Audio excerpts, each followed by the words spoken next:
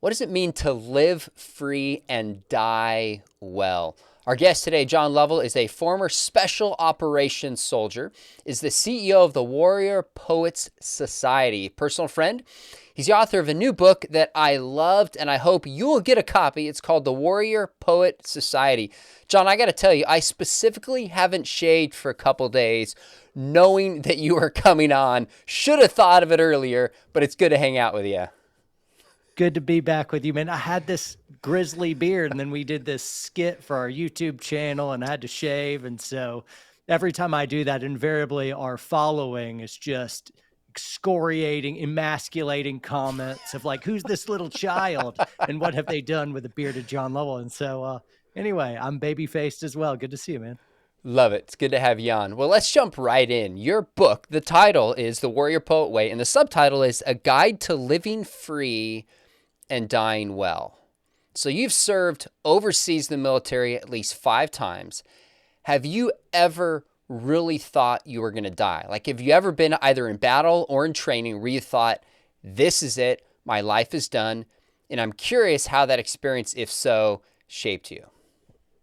Absolutely. I remember vividly being near death, and I recognized it because my prayers to God shifted from, oh God, save me, to forgive me for my sins and Wow. receive me into your kingdom. Of like, I was kind of in that tipping point. And so, Mm, there's been many times where I was sure mm. I was going to die. It shocked me that I did make it to a 30s, and now I'm in my 40s, and I'm like, man, this is all just icing on the cake. This is spectacular. I'm still alive. This is great.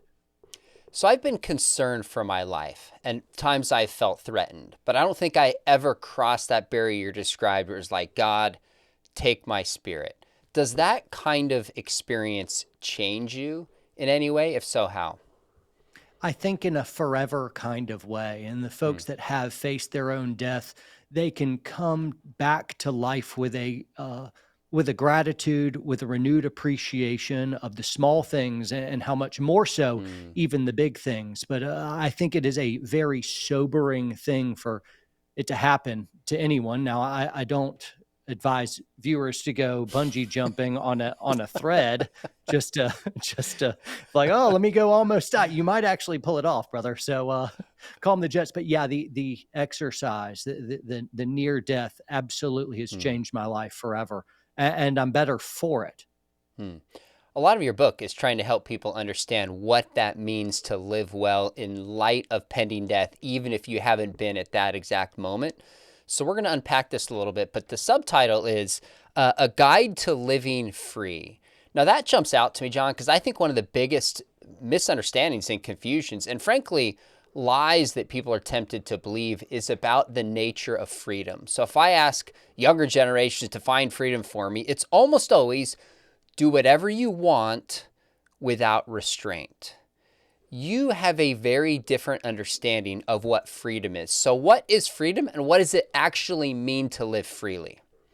This is such a slam dunk philosophically, theologically. It is amazing to me that we read so little and understand so little that this isn't an obvious answer Mm, to everyone out there. I mean, you can look back to the ancients, even was it Socrates or Aristotle, of true discipline or freedom comes through discipline. And then that's been echoed by all kinds of folks that are standing up and more of a masculine voice now saying of like, no, no, no. It, freedom isn't just to live this licentious libertine lifestyle. You'll find yourself in all kinds of bondage, all kinds of slavery. I take it mm. from a biblical standpoint. I think it's Romans 5, ultimately, paraphrase, correct me if I'm wrong. You're the professionally spiritual between the two of us, right? Wow. I did that to make you uncomfortable. Am I bugged I for it? noticed you succeeded, but keep All right. going. So I'll, a man cannot end his slavery. All he can do is choose his master. You're a slave mm, to righteousness. You're a slave to evil. And so, in that sense, freedom is something that is completely. different. You're not just free to do whatever your imagination comes up with. You're not free to flap your arms and take off and fly away like a bird.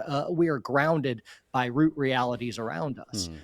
My desire for everyone is that we're free in all the areas of our life, which is not possible, but it is Hmm. an ideal to strive for. And so, hey, we want actual physical freedom, and that means you're not enslaved.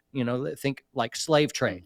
Let's not be enslaved in that way. Let's not be financially enslaved, and that means Hmm. all of the debtors we owe money to have us on the ropes, and now you can't even be generous. You can barely make ends meet. You're enslaved to your own Hmm. poverty, and that's bad. You don't want to be enslaved to all kinds of terrible things of like alcoholism or drugs or pornography or a whole host of other things that can truly wreck your life and enslave you. And so, in the fullness of what freedom can be, I want to enjoy that. Hmm.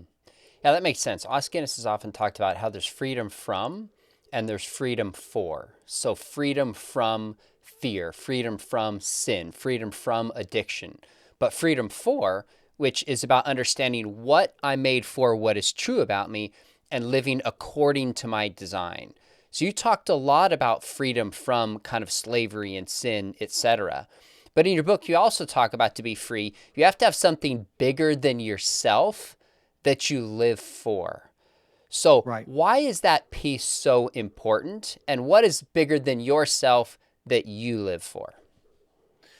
So fantastic. I'd just like to go ahead and say right off the bat that this is not necessarily a Christian book, and Warrior Poet Society is not a Mm, Christian movement. I happen to be the head of it and the author of this, and I make absolutely no qualms and don't shy away an instant from saying, well, I am a Christian mm, professed. And so that's definitely coming through in the book. I would love to point everyone to Jesus as the ultimate one who I'm created by and for. However, Warrior Poet Society, it's more of a larger funnel. And it says, hey, we at least agree on this concept that we should all live for a higher purpose and are ready to mm, sacrifice in the defense of others. And mm, therefore, warrior poets can come from all kinds of different creeds and backgrounds. And if you're going to roll with me, you're going to hear about Jesus along the way, because I believe that is the way, the truth, and the life. And no one gets to the Father except through Jesus. And so I don't blunt the sword tip, mm, that thrust of that is who I am. That is what I believe.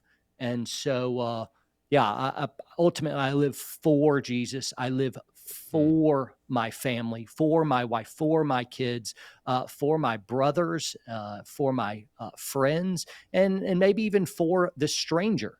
So I want to be able to live a life that is for others and serve others. And then that's the goal. It doesn't mean I actually pull it off all the mm, time. Of course not, because I'm a fatally flawed man on a journey to become better. mm. So I appreciate that about the Warrior Poet Society. It's very clear that people who see the world differently than you are welcome to come and be a part of this. But you're unashamedly Christian. I noticed even in your bio, you mentioned that you worked as a Christian ministry. So no one's going to feel like you just sprung Jesus on them unannounced. They know exactly what they're getting into. So I love that balance. Now, the second part of your subtitle is the first part is a guide to living free. We talked about it. It says, and dying well.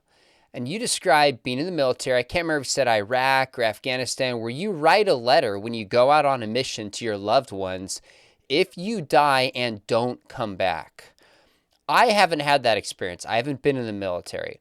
Walk through people like me what that experience is like and why it's so important, even if you haven't been there, to work through that process with your loved ones. it is a uh, soul crushing thing Mm, to truly and honestly write your last words to your loved ones and then ship off to war. And you really don't know whether you'll ever see that wall locker again where you hung your death letter. When I got to Ranger Battalion as a wide eyed, you know, head shaved private, the very first day in Ranger Battalion, they packed me for war. One of the mm, next things I would do, of like before I shipped out, like within a month or two of getting to Ranger Battalion, I had to write a death letter, and that was my final words to my girlfriend, to my family, to anybody that I wanted to make last things. So I've been, man, I felt like, I'm a tough guy, but I drenched that note with Wow. my own tears as I Wow. wrote that. And so you can't just flippantly do that. That was a hard endeavor. Hmm. And so I had to do it multiple times. I looked for. I still have a death letter somewhere, Wow. but I haven't been able to track it down. But anyway, that was tough. Hmm. I can imagine. Now, have you gone ahead and decided to read it to your family, or is that something you don't want them to kind of see unless it really came to that? I haven't been able to find it. So Hmm. overseas, Okay. you getting gunfights, you getting scary Fair things, and enough. you really start thinking about the stuff that matters. And Hmm. so overseas, in between missions, I wrote my wedding vows. Now, I wasn't even dating in this particular time. I didn't have a wife or fiance. It was just future principles. But it's like Hmm. when you're faced with the end, your own death, you really start thinking about how to live Hmm. well, So and what? you think about the stuff that Mhm. matters. What does it mean? Again, this is the subtitle of your book, Dying Well. What do you think it means to die well? When you and I are at the end, which is inevitably coming, we're going to reflect a lot on your life, our lives looking back. What do you want to be thinking and experiencing at the end of your life if you have any control over it? That I made my life count. That's what I want. If I didn't live well, you can't die well. You can't Hmm. die well if you haven't lived well. Instead, you're going to be racked with regret. You'll be racked with guilt. You'll be racked with 1,000 questions of what I could have done and should have done. And on your deathbed, you will not go peacefully or joyfully with a song on your lips. Instead, you'll be thinking through a life of regret, wishing you had done more. You're not going to want your bank account statements gather Hmm. around you or your work accolades. You'll want your friends and family around you. Hmm. And if you've torpedoed those relationships in your quest for vanities around you, you are not going to die well. I want a life of Hmm. significance. I want a life that counts. Hmm. I love that. So if you were going to sum up for somebody, you mentioned the ancient Greeks earlier. They had a concept called eudaimonia, which was the idea of the good life. So for thousands of years, there's been different philosophies of people saying, this is the good life. No, that is the good life. What is the warrior poet way of what the good life is?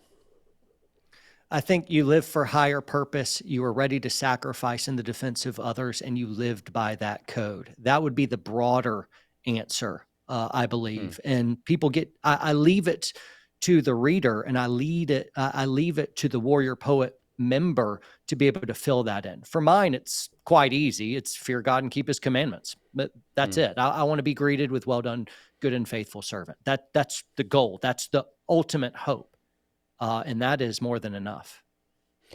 All right, so you have this chapter in this room. You have this chapter in the book in which you're talking about the most dangerous man in the room. And that was such an interesting concept to me because when I first met you, as well as Chad Williams, who's a SEAL, nobody in a room would look out and the two of you stand out and go, those guys are dangerous. If I'm going to take over this group, I got to take them out first. Yet, that's a very intentional strategy on your part, the way you think about yourself. What does it mean to be the most dangerous man in the room, and why is that so important? Well, just to let the listener know, the chapter, The Most Dangerous Man in the Room, what you'll find out in that chapter is I thought I was the most dangerous man in the room and I realized I wasn't. And Okay. so basically in that chapter, I tell of how I really got my wings clipped and it was humiliating. And still I'm limping that off. I wanted to be, the guy. I think there is a moral lesson there to, yeah, let's be good protectors as the Lord would have us be. Let's be protectors of the innocent, right? And so let's make ourselves strong so that we're good protectors. But at the same time, we need to be absolutely humble, truly, not just lip service, but truly humble, Hmm. realizing we're on earth and we are frailer than we know. And so there's the moral lesson that chapter evokes. There's also a tactical lesson. And that's if I look like the toughest guy, the most dangerous man in the room, then I'm an easy target. I don't want to be Mm, targeted. I'd like to blend in and be the gray man. And so that if something did come up, I'm not on the X and I'm able to be a good protector, mm. and I don't immediately get taken out. So there's a highly tactical reason for that. But So that affects the way that you dress. Like you described this person who comes in and has a big beard and drives a certain car and has tattoos. Immediately you're like, that's a person who wants to be seen as being dangerous. You don't want to be that guy, do you? no, I don't. I've been watching the Alone series. Have you seen this Oh, Alone, I've seen the parts show? of it, but not in depth. Yeah.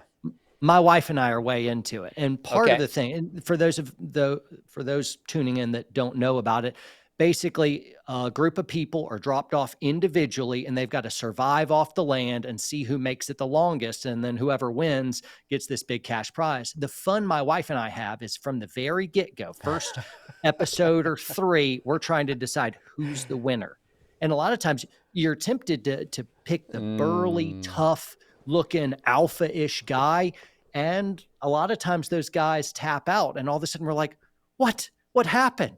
And then this more squirrely person who just didn't look the part, but they had this resilient and indomitable spirit. They were the gray men. They mm, in effect, they're the metaphorical most dangerous man in the room. mm, And they went the distance, and it just kind of it puts you back on your heels and you're like, wow, that there is strength behind a person that is not so easy to see. mm, It's not embodied by beards and tattoos. So mm. As I was reading your book, I thought of the movie that came out, I think it was in high school, called Alive, about the plane crash that lands somewhere in South America. And the team captain starts leading for the first day and he fades. And then Ethan Hawke, he's unconscious, but slowly comes back and just becomes this strength that leads them to freedom. This kind of unlikely hero that has this well of strength in him, but didn't look like the leader. So here's my question. Do you or your wife normally get it right on a loan? Be honest with me, Lovell. Don't tell me what you think I want to hear. Who gets it right gauging the people on that show? my predictions are infallible. Whatever. I'm that good. I'm amazing. No, I get it wrong all the time. I am batting a higher average than my wife is, All right, and I that's I fair. am. I'm certainly getting it wrong. I've definitely got surprised over and over, but I am predicting it more consistently. So much so that my wife leans in of like, "How do you know?" And I'm like, "Because I can see the grit. I can see the determination. I Mm, can see the resolve." And even in Ranger Battalion, I had to figure out whether, all right, this soldier's worth keeping and investing into, or you mm, fire this guy and get him out of special operations. You had to be able to do that to know who is worth cultivating. And it mm, wasn't the PT stud that was necessarily the one that you keep. You really look for attitude over mm, everything.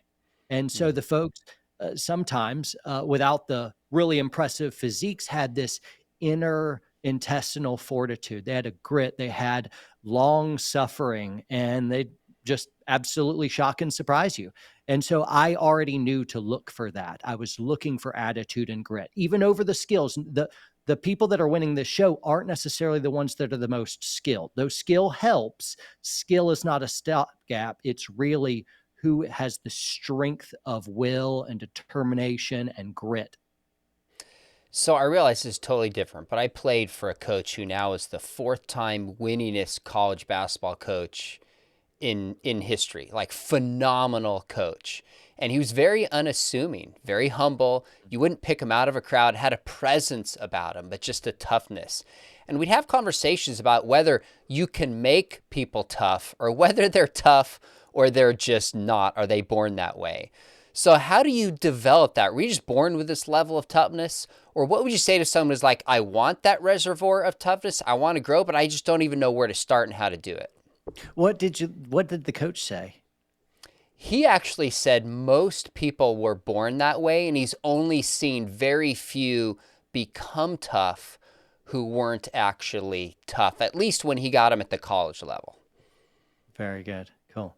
On a side note, before I jump in, you used the word winningest, and that is a word, but I feel like it should not be a word. Can we just have an amen and Hey, agree on that before I this jump is in? this is my show, man. So I'm making up the rules. You're gonna have to get in line, tough guy. Fair enough. I'm sorry. I'm sorry. So I think you got to have a seed that can be watered and grown. And so Mm, um yeah, I mean it is a great question. I can't say that I know mm, fully, but I have seen guys at least grow from being far more weak, and they were complainers, and they didn't have much physical strength to speak of. And you can grow and cultivate and become much, much stronger.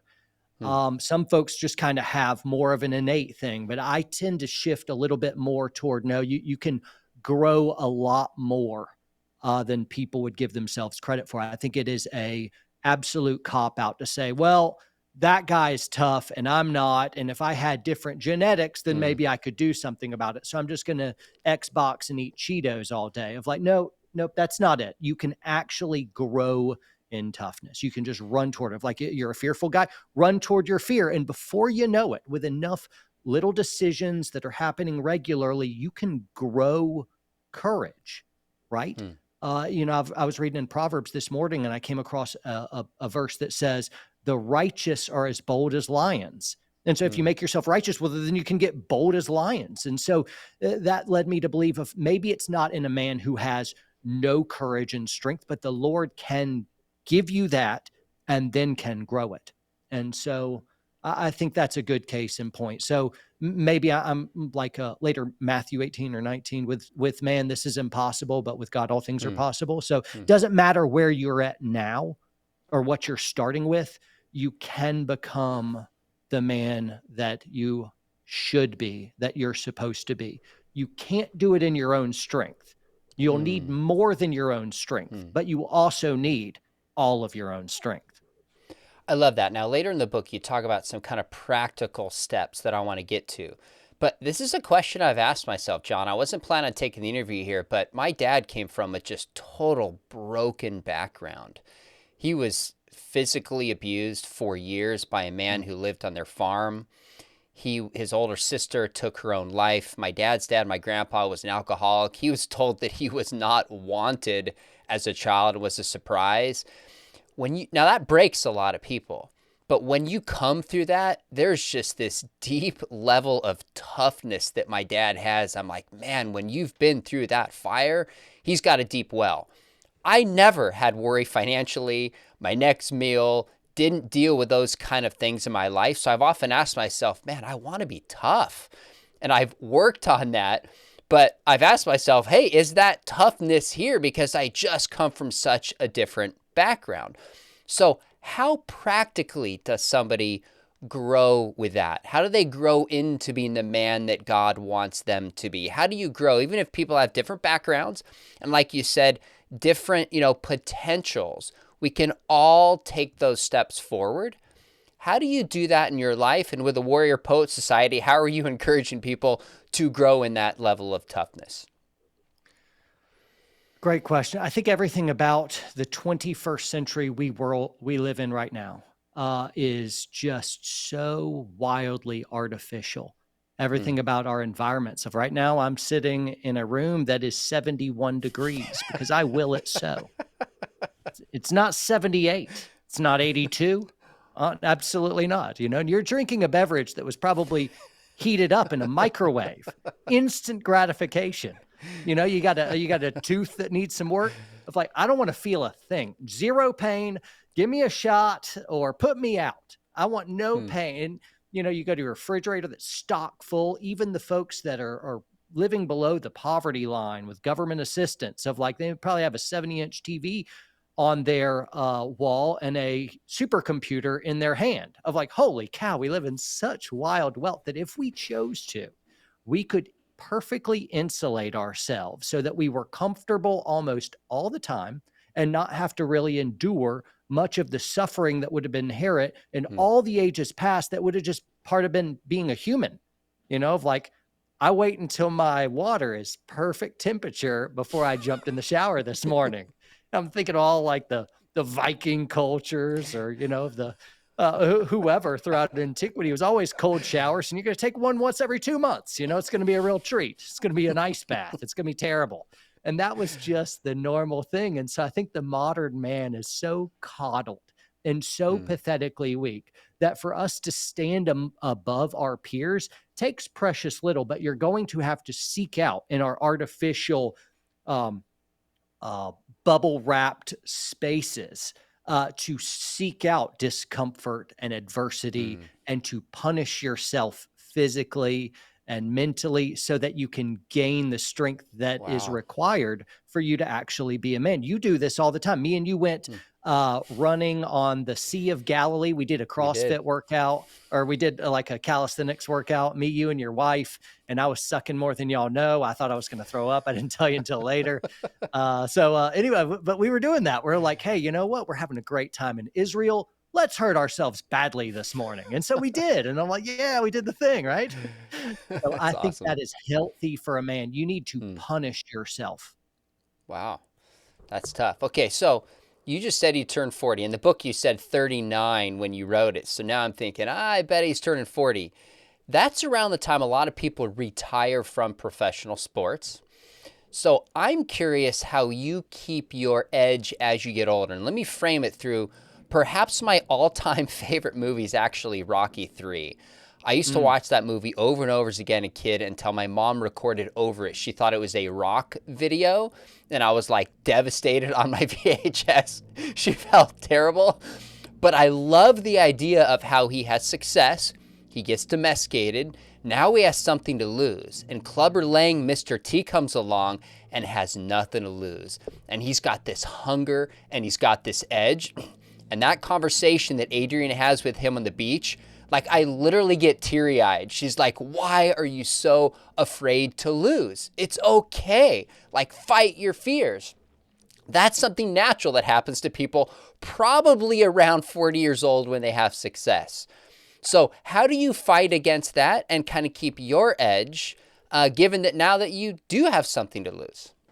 I love the movie reference. And let me just agree with you. Rocky 3 was the greatest. People run to the Love it. Drago one, Rocky 4, which is That was good. incorrect. Of like, he did sit ups in the Arctic. That's not going to prepare you to all of a sudden take these massive punches from, a bulldozer. You can't do that. Rocky 3 was awesome. He also fights Hulk Hogan, which was incredible. That Yes. was super fun. Yes. So I love that let me scene. let me just be brothers here. There's also a scene just to support this in the Batman with versus Bane, where Bane Oh, is kind of ooh. talking to him as he just beats Batman to a pulp, and he's like, "Victory has Mm, defeated you," and I'm like, "Oh, mm, same thing that you're talking about." Rocky though realizes that he has a lot to lose. And what he lost was himself along the way. He lost himself mm, to vanities. He lost himself to wealth. He lost himself to high living and he stopped pushing himself. And somewhere in that mix, he had really a crisis of identity. And he had to re become. And I think a man is all, I just got chill bumps at the thought. mm, I think a man has never arrived. A man is always becoming, mm, always pushing. We never retire as men. We just shift into the next phase of how we're going to get out there, push ourselves, and carry the burdens of other people. And anything mm, less is a wasted life. And so, realizing that I've got enough going on at work, and yeah, I'm 41. I've been working on the book for a couple years because okay. I've been pouring myself into it for quite a while now. But I mean, doing hard things. And one is insulating myself against, um, I think the type of successes that you could lose yourself in. We live wildly below our means. We're very generous. We work very hard. And we want to protect ourselves against all the temptation that economies of scale and success can bring about. We want to be good stewards of our platforms and where we're at. And so I think in that, uh, there's something to be said there. I still punish myself physically and mentally as we did running on the Sea of Galilee. That's a good thing. And so, as I strive toward an ideal Jesus, which is unattainable, I never get to just shift into Mm, neutral and coast. The moment a man stops growing, I think he starts dying in ways that he cannot perceive. Hmm. Give me an example historically, religiously, politically, spiritually, of somebody you say, that person got the warrior poet mentality. Now, you can reference whoever you want to. You talk about Jesus, you talk about Martin Luther King Jr. Who do you think really modeled the kind of man that you want to be and that this movement is about? King David. I mean, King David is a good one. Hmm. I have a bunch of examples in the book. And so I really span the ages and try to throw it around to be like, hey, we got all kinds of warrior Hmm. poets out there. They're not necessarily people that I turnkey agree with everything. Fair But enough. I mean, warrior poet of like, you could go Jesus. I've said Jesus a lot. So for the viewer, I'll go toward a lesser warrior poet. I'll go King David because I noticed the Bible's greatest warrior, King David with his tens of thousands he's slain, was also the Bible's most notorious worshiper. He is Hmm. quite literally a warrior and a poet, definitionally, like Hmm. that. That would be in his Twitter bio. And so he'd have someone manage his account. You know, he wouldn't actually be Of plugging it course. in. He's King David. He'd have social media managers, but that's what he would have them put in there. Warrior poet, you Hmm. know, so very good. So you're naturally a warrior. This is obvious from the stories in the book where you're talking about like training to be the exact weight for wrestling. And you've kind of learned over time this more poetic, gentle side. What would you say to Yeah. somebody who says, I'm not naturally a warrior? I don't like conflict. I'm naturally a poet. I was the kid who was picked last on the playground. The idea of even being a warrior traumatizes me because I don't even know how to stand up to somebody who's stronger than I am. What would you say to that person who's coming at this potentially from a very different angle than you did? I don't care what Hmm. you're naturally and what you're not naturally. The key is to be warrior and poet, and to be deficient in one category is to be deficient in both. So, for Hmm. instance, you love your family. Well, great. One of your tasks as head of the household is you're supposed to be a protector. That's part of the deal. And real Hmm. love protects. And so, yeah, the poet needs to be a warrior. And guess what? Warrior, if you are not fully immersed in as a poet as well, you'll be good enough at fighting for your family, but you're going to be such just a bull in a china shop. You're not possibly going to be able to keep your family together. Hmm. You need to be a poet. And so, for my part, I recognize I needed to grow quite unnaturally and with great difficulty. I needed to become far more of a poet. I needed to engage in the arts. I needed to become far more sensitive than what I thought was natural. That was a brutal exercise for me. And it required such self discipline and such swallowing of pride and ego and pushing down of anger, of like, holy cow, that took so much more mastery of myself than being consistent in the gym or being good at submissions and jujitsu.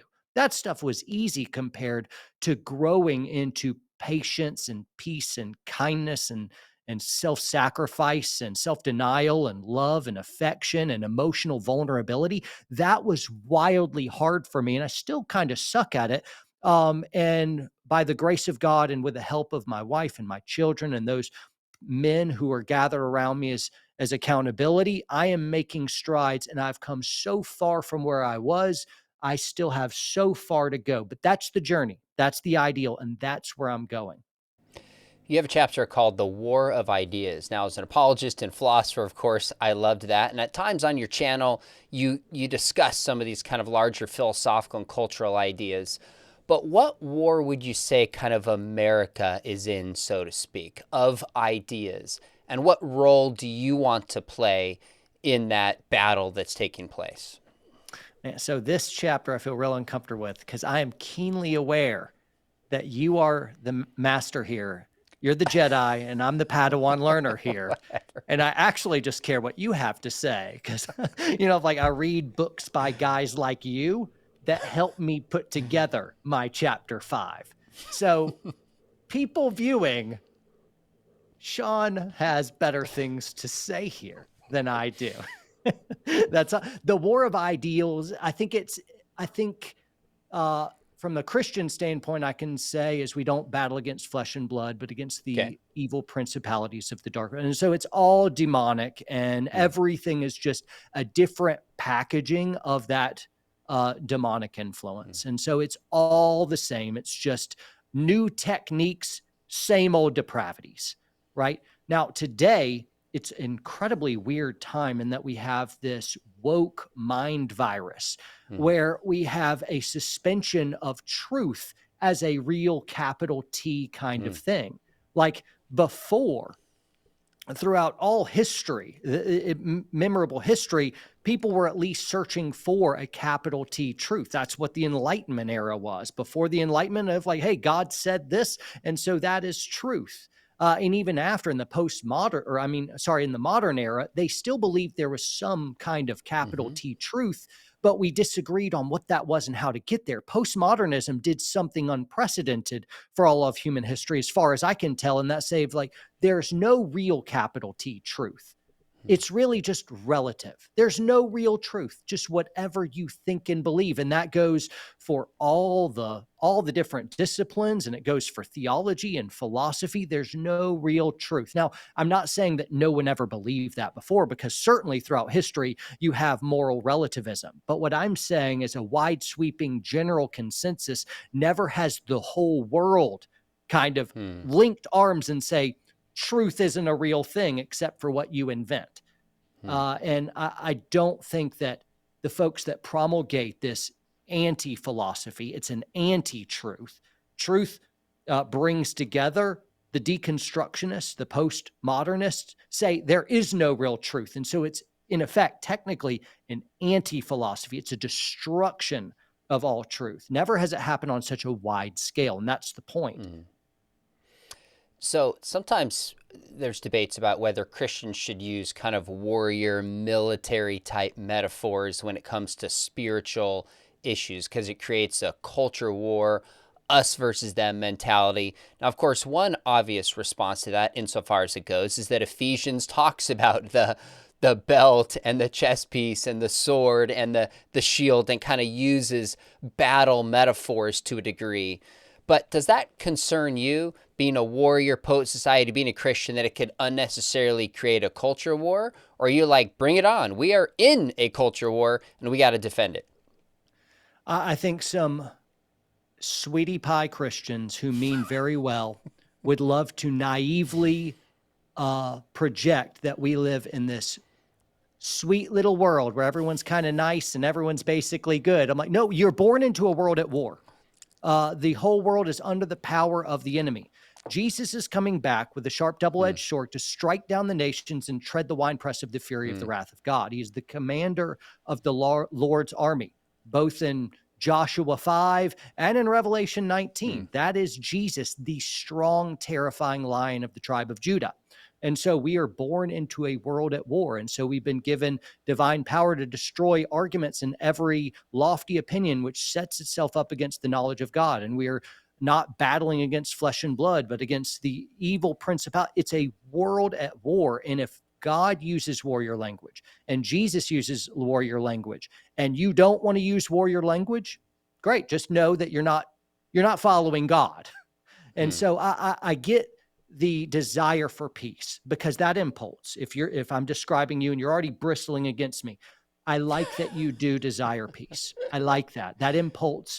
Uh, that impulse is good. But to fail to recognize that there is an Hmm. enemy besieging us and we've got to hold the line is to cede the battlefield to the enemy. I got Hmm. a kind of picture in my head where Book of Daniel, everyone's just feasting and partying it out. And then there's the writing on the wall, meeny, meeny, tekel parson, of like, hey, you've been Hmm. weighed, and today, or and now your Hmm. kingdom will be given to the Medo-Persian Empire. And then that very night, they came through and just cleaned house. And I wonder if, like, as we're asleep at the wheel, imagining that there is peace when there is no peace, an enemy is at the door kicking our teeth in the culture war, and it's up to us to stand for truth and stand for righteousness, to check evil. and to be able to be God's ambassadors of truth. We are in a culture war, whether you would admit it or not. And Hmm. to not admit it means to cede all the battlefield to the enemy. Hmm. So, one of the tensions I think we both live in is just grace and truth, what it means to love my neighbor and to stand for truth. That's a tension we just find ourselves in. I'm curious how you do this as a parent, because when I was in high school, I had this person I looked up to, kind of one of my heroes, really good basketball player at the time. And I just had an experience where he's 15 years older than I am. It just kind of crushed me. I think if Mm. people had videotaped it today and thrown up online, he probably never would have worked again with kids. And it crushed me. I came home and my dad came out, and he's a pretty tough guy. I described his background that he had. He didn't come out and say, "Son, suck it up, man. This is a hard world. You need to learn to take hits." He just sat there and he put his arm around me and kind of cried with me. It was so devastating. With my kids, I'm always trying to figure out when is the time to just push them and say, "You're going to be fine. Suck it up." And then on the other hand, just to meet them and cry with them when they're hurting. Is this just an intuition thing? How do you try to keep that balance between warrior and poet as a parent with your own kids? So good. And I'm realizing the Lord brought something about last night that perfectly speaks to this. There is a time where you look at your kid and you say, "Hey, suck it up. Suck it up. You Hmm. cry quieter. Suck it up." Like, nope. This is a time where we need to be tough. And then, that's a teachable moment. And I'm not doing it in a spirit of domineering shame. My kids don't get that impulse. That's Hmm. not what I'm doing. Hmm. Last night, my boys, my wife, and I sat down and watched the movie Tolkien. It's Hmm. Tolkien's biography. I highly Yeah. recommend the movie. But you watch him go through war, and my boys are 9 and 10, and so some of the war scenes, it was kind of like flashbacks. Nothing super grisly, but there's one point where uh, young Tolkien is lying in a pool of blood. And Hmm. my wife had the boys cover their eyes, but still, the idea they did see glimpses of kind of like a ghostly white face, and it was just scary. Now, my youngest son wants to be a fighter pilot and has for years. Hmm. And last night, he was um I found out that he couldn't go to sleep and he was crying. And I went Hmm. up to his room. My wife wanted to, and I just felt like, no, no, no, let me do this. And she's like, but I'm the better on compassion. I'm like, well, I don't know what he needs here. But I moonlight in compassion. I'm trying. Let me do the thing. But I felt like it was time for dad to come in. Hmm. And I knew immediately somehow, maybe the spirit, uh, this was not a time to suck it up. Don't Hmm. be afraid. It wasn't that. But he expressed of like, I've always wanted to be a fighter pilot, but war is terrible. And I'm like, war Hmm. is terrible, buddy. I Hmm. know it is terrible. And we talked that out for a few minutes, and then and he's like, I don't know what's wrong with me, and he couldn't really discern Hmm. what was going on in his heart. And I'm like, here, buddy, give me your hands. And I just held his hands, and I've like, Jesus knows all, and he is scarier than war, and he is stronger than the worst enemy, and he Hmm. loves us. And so let's pray to him. And I had my son pray, and then I prayed, and Wow. I just kind of held his hands through the tears. This was last night. And it Wow. was a really beautiful moment. And it was a moment where we just needed to be compassionate and kind and gentle in the response. But you really got to have both. Sometimes it's a suck it up, buttercup kind of moment. So, Yeah, it's tough, and sometimes I misread it and have to go back to my kids and be like, you know what, I missed that moment, and that's a part of it. It's kind of living in that tension.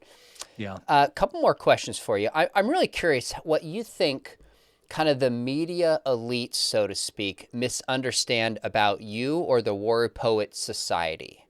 So whether this is people in the larger media, in the universities, kind of those with a platform to our culture, who would be probably political progressives to the left of you, what do you think they consistently misunderstand about you and what this movement is about? I think effectively, many folks, especially kind of who are leading the culture war against guys like me, would set up a straw man, a caricature Mm. of what they would imagine I am. It's all, and oftentimes in the propaganda of any kind of war, whether it's a physical war or a cultural war, it's to dehumanize the enemy and then Mm, just lay waste in the battlefield of ideas. And so, for instance, they would readily think that I was some toxic male that was always just suck it up kind of buttercup, and they wouldn't mm, know. They wouldn't have any idea that no, no, no. I love my wife. I love my kids, mm. and I'm so busy battling out the awful ideas, like, "Hey, quit killing babies," kind of thing. Of like, "Oh, you don't really care about." It becomes one of those kind of things, and so I think they purposefully or unintentionally make a caricature where they don't really understand the true intentions. But I'll say this as well. I think that most of the divide today is not a political divide. I think it is an upside down counterfeit morality where all the things that I hold most true, they see as evil. And all the things that they hold most true, I see as evil. And so it's really hard to find any common ground with that. So tell me a little bit more about that. Is this a worldview divide that is there, a philosophical divide? What do you think the heart of the divide is that you're talking about? And what are some, like one or two of those issues that you think get right to the where the radical difference is between the two sides? I think abortion is a good issue. Mm, And so we're kind of talking past each other. On the one hand, they're mm, saying, hey, women's rights. And I'm like, hey, I'm all about women's rights. Fantastic. Yay mm, for that. I love women so much. I married one. I serve her constantly. I treat her as better than myself. Of like, I adore my bride of 16 years, and we have an incredibly healthy marriage mm. because I do that well. I'm always getting better. But holy cow, of like, we're much better now and 16 years in than we were before. I've learned some stuff along the way. Love women, love women's rights, but the baby is not the mama's body. The baby's body is the baby's body. Stop killing babies. Hmm. And so we kind of talk past each other. And so that is just one exact example of that. For them, their top god and maybe government or self. And for mine, I'm like, no, you are not God. You are the creation, and you should follow God and repent. And the idea of them having to repent of an evil lifestyle is just nails on a chalkboard to them. And so there's just a couple examples, but that's a root that stems out into all kinds of other areas. Mhm. So that we seem to diametrically disagree on all the big moral issues. Two more questions for you. One, this is obviously a huge topic. We could do a whole show and beyond on it. But one of the other dividing issues amongst abortion is gun control. And many would say this is a pro life issue. If I post something pro life, some will say, well, how can you be pro life if you don't also stand up against certain kind of gun ownership? So people tie these life issues together. I could guess where you stand just given your background, a lot of what you do on your channel, teaching people how to appropriately use weapons. But give us just kind of the quick sense, even for somebody who's watching this that disagrees with you, and say, okay, I understand what John holds, why he holds that position. Give us your quick synopsis on the gun control issue. I understand and appreciate where gun control advocates are coming from. They don't want to see anybody shot, and Mm, killed, or no good people killed. I'm like, whoa, whoa, I'm after the exact same thing. I don't want any innocent people shot, mm, and so we're coming from the same place in that way. We disagree on what actually brings that about. It turns out that bad guys don't follow laws. That's why they're bad guys. And so you can make all the gun control laws you want. They're not going to follow them. And so effectively, all you end up doing is disarming the good guys who do follow laws. And if you strip the good guys of their guns, then it's just a field day for the bad guys. Can you imagine two armies fighting and one's mm, armed and the other isn't? How's that going to go? Bad guys fight in gun free zones. That's where they hunt. mm, 96% of all the active killer events that happen, some people call active shooter events, happen in gun free zones. And so that's what you do. You effectively disarm the good guys, and the bad guys run amok. And so that practically speaking, this is what it comes down to. The only way to stop a bad guy with a gun is a good guy with a gun. mm. That's it. And we have more guns in the United States than people. So just to idyllically say, oh, well, let's just get rid of all the guns. I'm like, no, no, the bad guys aren't going to get rid of their guns. And so if evil has a gun, I want one too, because Mm, I am built by God to be a protector of the innocent, a protector of the weak. That's what I'm built to do. Don't disarm me in my sacred duty and calling here. I carry a gun not because I think someone's going to take a run at me. I carry a gun every day because I love people. And if something went down on my watch, I mm, need to be ready to help and defend and protect. So mm, hear my heart where it's coming from. This is where heart meets cold, hard reality. mm. Well said. Last question. You talk about somebody by the name of Kevin who changed your life. Again, this could be a full story, but just give us the quick glimpse of who Kevin was and why it rocked you. Mm. So Kevin was a man I met right when I was going into Ranger Battalion. And Kevin was my first mentor in the faith. He was mentoring me as a Christian, kind of like Paul Timothy.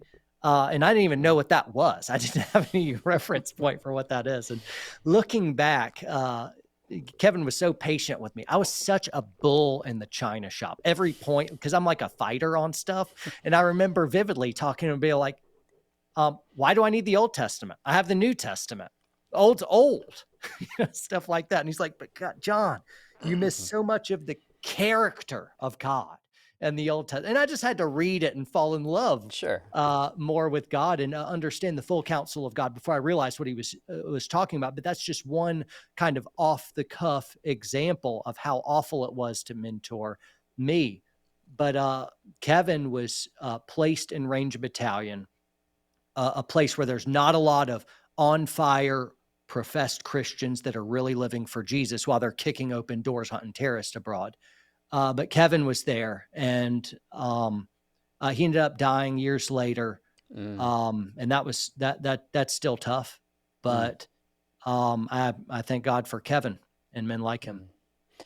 That's awesome. John, thoroughly enjoy this. I've got so many more questions for you, but we'll do this again. Again, the book is called The Warrior Poet Way, and it is a book of head and heart. It is a book about being a warrior and defending your family, defending principles, but loving people and being gentle. So even folks, I have a lot of people who watch this show from a range of different backgrounds. Even if you disagree with John, you're going to get challenged and you're going to get motivated to be a better person, and in particular for your guy to be a better man. So I give it a big thumbs up and hope people will check it out. Also, make sure you share this video because I would like it to be my winningest video yet.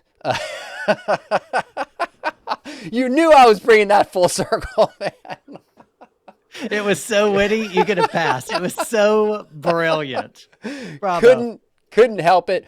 Pick up the Worry Poet Way. Follow John, the Worry Poet Society. Just search it. You'll find it. Instagram, Twitter, YouTube channel. I thoroughly enjoy your videos, following it.